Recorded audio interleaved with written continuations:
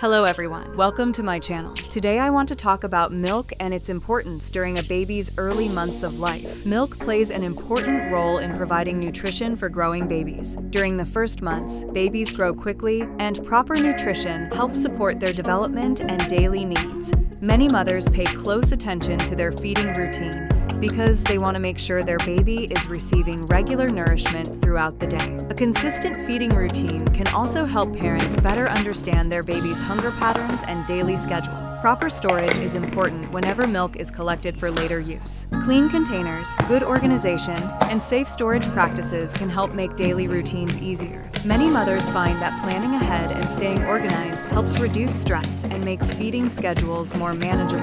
Hydration, balanced meals, and proper rest are also important for mothers as they care for their babies and maintain their daily routines. Every baby is unique, and feeding schedules may vary from one family to another. What works well for one baby may look different for another. The goal is not perfection, but creating a comfortable routine that supports both the baby and the family. With consistency, care, and patience, feeding can become a natural and rewarding part of everyday life. If you found this video helpful, please subscribe to the channel. See you in the next video.